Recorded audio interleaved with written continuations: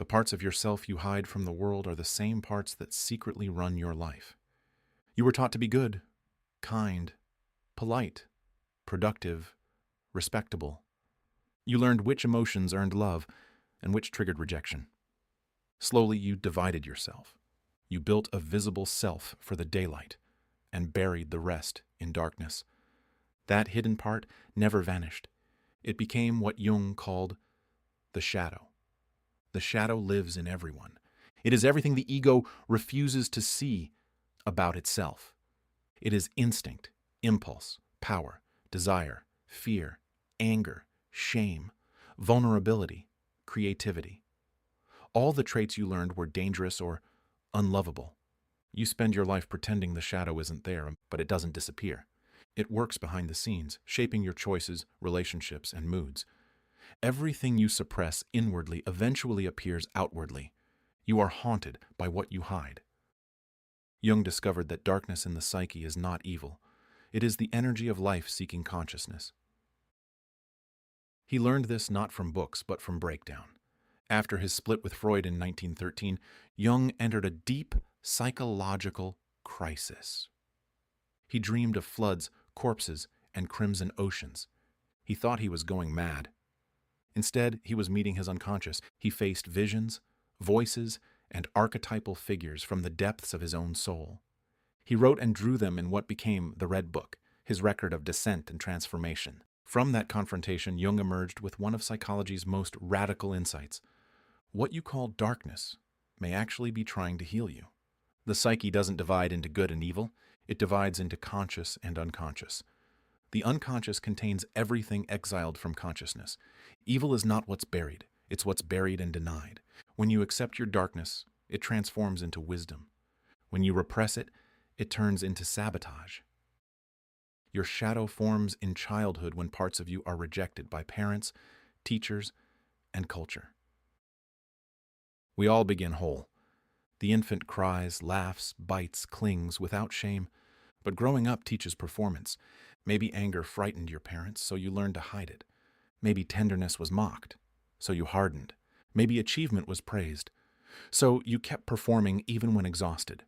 Whatever the family system rewarded became the visible persona. Everything else, the rejected emotion, the forbidden desire, the inconvenient truth, was pushed underground. You didn't decide this consciously. It happened by emotional necessity. What disappears from awareness doesn't die. It waits. When someone provokes you irrationally, when envy burns without cause, when you fall for the same painful pattern again, that is the shadow trying to speak. Your shadow appears through projection onto other people. Projection is the favorite disguise of the unconscious. You throw outward what you can't accept inward. If you deny your anger, you meet hostile people everywhere. If you deny your selfishness, you notice selfishness in everyone else. If you deny your power, you idolize the powerful. If you deny your sensuality, you moralize against it. The world becomes a mirror of your inner disowning. Jung wrote, "Everything that irritates us about others can lead us to an understanding of ourselves." Projection is not merely psychological error, it's opportunity. Each strong judgment is a compass pointing toward a trait you need to integrate. When someone triggers you are being shown a hidden piece of yourself. Integration begins where projection is recognized. The shadow is not only dark, it contains gold. Inside the shadow lived not only rage and fear, but courage, creativity, instinct, depth. The same fire that destroys can forge. The same passion that burns can illuminate. Many of your greatest gifts are buried alongside your shame. Perhaps you repressed ambition because you associated assertiveness with arrogance. Perhaps you buried intuition because logic was praised. Perhaps you silenced your art because sensitivity was ridiculed. The psyche hides light and dark together. That's why Jung called the shadow the seat of creativity. Integrating it releases energy once trapped by repression. When you reclaim what you disowned, life becomes vivid again. Avoiding your shadow is what keeps you repeating the same pain. You can avoid your shadow for years, but it always returns as fate. That's why you attract the same relationships, face identical conflicts, chase familiar disappointments. The unconscious insists that its contents be lived, if not consciously, then compulsively. You meet externally what you refuse internally. You marry your wound, hire it, befriend it, fight it, until you finally understand it. Only awareness breaks repetition. You transcend the pattern when you claim the energy underneath it. The persona you show the world becomes fragile when it exists without its shadow. Your persona is the mask you wear in public. It's necessary. Society needs roles and manners. But identification with the mask makes you brittle. When you believe you are only your persona, criticism feels fatal, failure feels annihilating, and authenticity feels terrifying. The shadow provides ballast. It fills your humanity. Knowing your darkness gives stability. Without it, you drift toward perfectionism and performance. Jung said, "No tree, it is said, can grow to heaven unless its roots reach down to hell. Depth anchors ascent. Shadow work grounds spirituality." The culture's collective shadow multiplies when individuals refuse their personal shadow. Jung warned that entire societies have shadows too.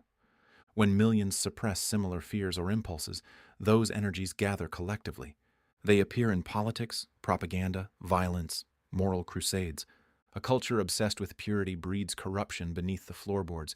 A culture addicted to light talk hides its darkness in others. Foreigners, minorities, enemies. Every witch hunt, every war, every social scapegoat is collective projection. The psychological cure for global darkness begins with personal shadow integration. You disarm collective hatred by owning your individual contradictions. Your shadow disguises itself as anxiety, boredom, or moral superiority. Sometimes the shadow wears respectable clothes. It hides under busyness or self-righteousness. It says, "I'm just being disciplined," when you're actually avoiding feeling lost. It says, "I'm just protecting others," when you're actually controlling them. It says, "I'm fine," when a storm rages underneath.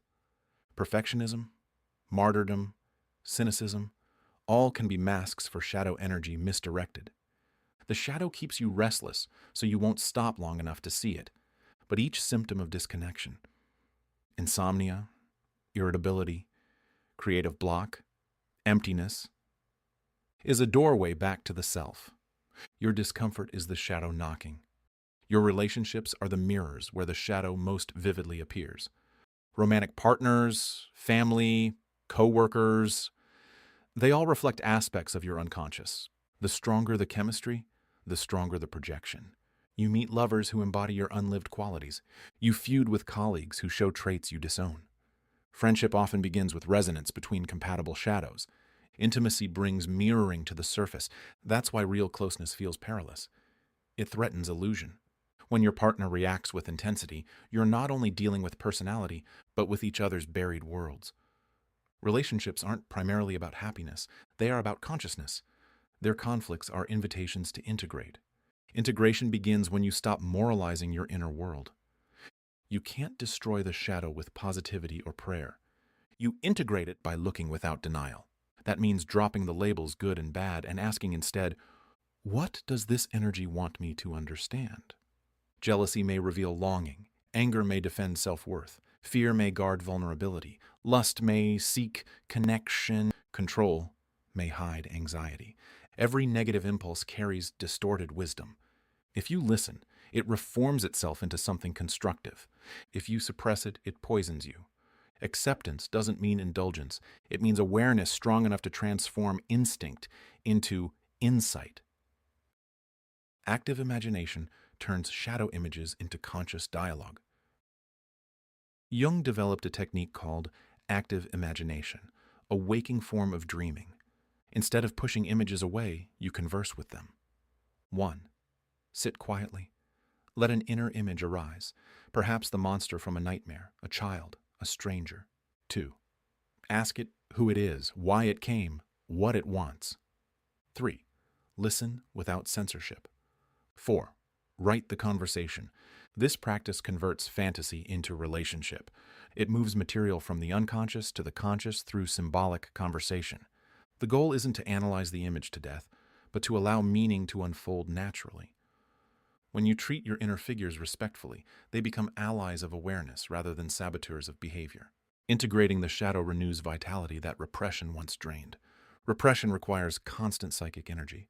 When you spend decades pretending parts of yourself don't exist, you exhaust the system. Shadow integration is energy recovery. People often feel creative surges, sharper intuition, and newfound compassion after honest self-confrontation. Why compassion? Because once you've met your own darkness, you stop judging everyone else's. You recognize common humanity. The same fears, the same longings, the same contradictions. Owning your shadow enlarges the heart. Avoiding the shadow turns you into the mask you wear.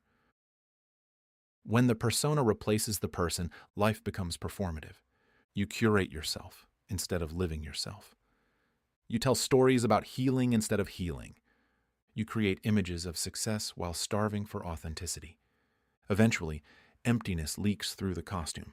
What feels like burnout or existential crisis is often the psyche's rebellion. It refuses to play your character any longer. Collapse forces what avoidance delayed, confrontation with what's real. The shadow does not vanish. It integrates within a larger self. You cannot cut away inner darkness. You can only include it. Integration means establishing conscious relationship between opposites.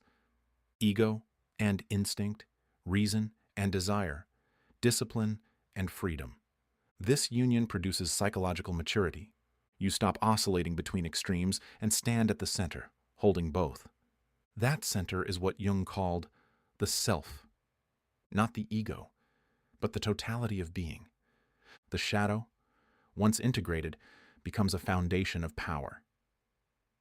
It stops whispering in secret. It speaks through authenticity. Creativity is the language your repressed parts use when they finally feel safe.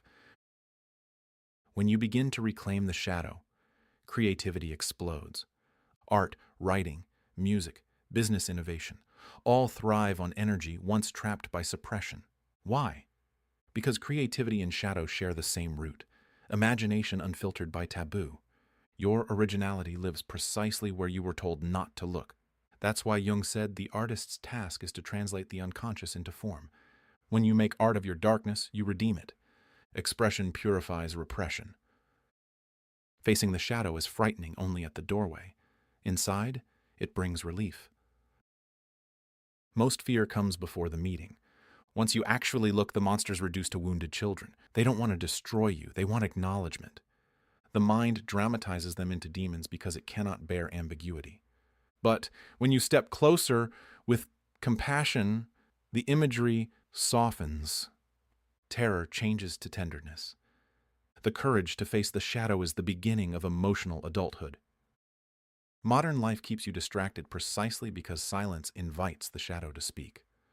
Scroll, scroll, scroll. Busyness, entertainment, endless noise.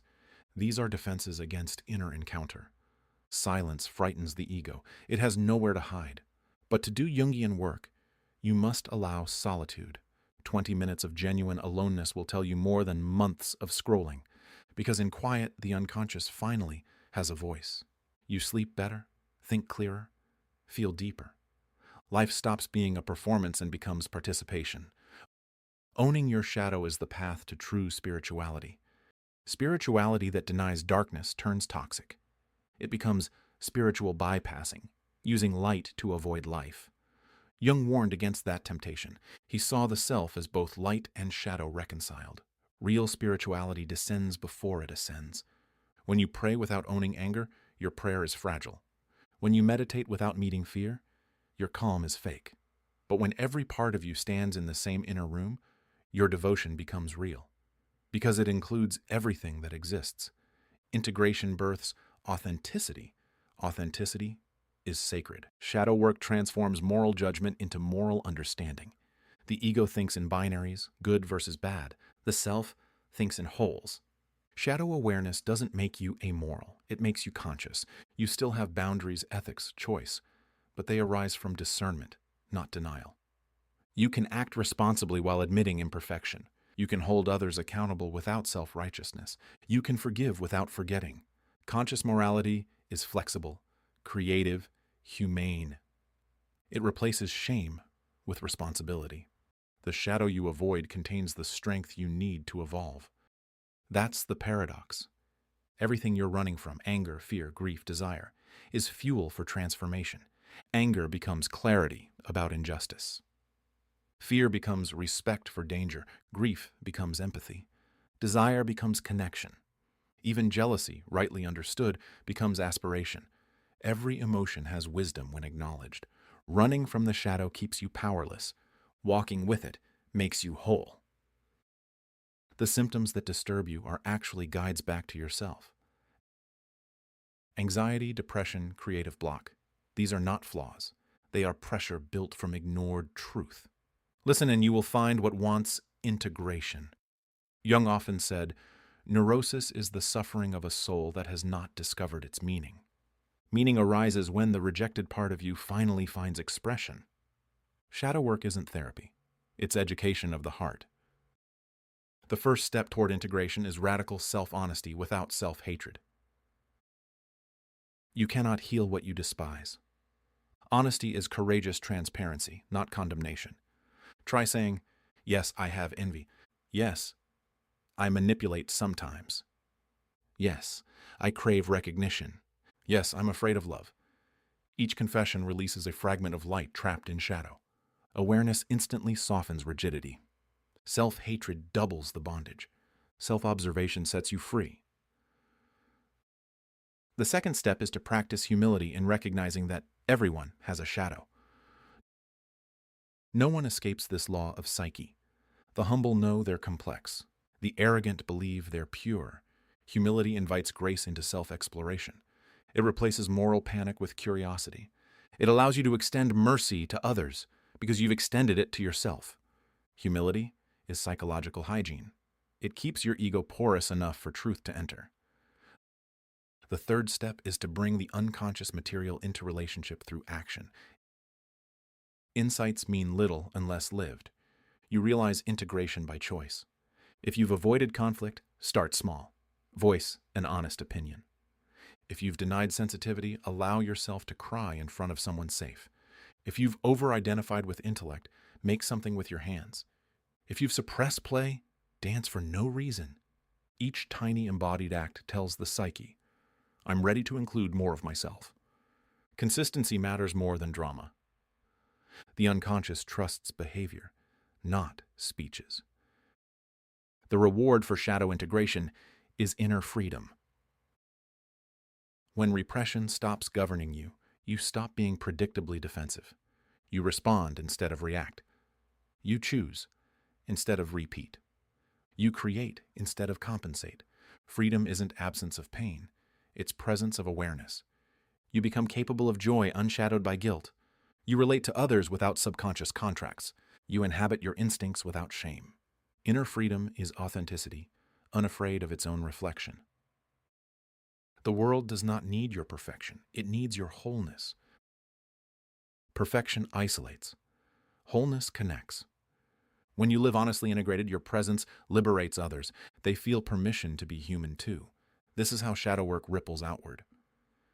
Conscious individuals create conscious culture. Your personal integration becomes collective medicine. Every time one person faces their darkness, humanity becomes a little brighter. You cannot destroy darkness by avoiding it. You transform it by loving what it reveals.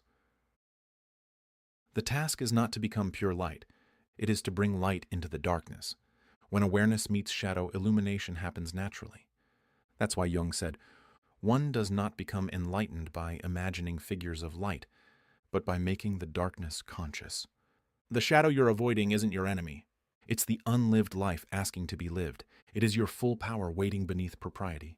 It is your real creativity trapped under control. It is your humanity yearning to be whole. So stop running, turn inward. Listen, because Jung was right. The darkness you fear most holds the gold you seek.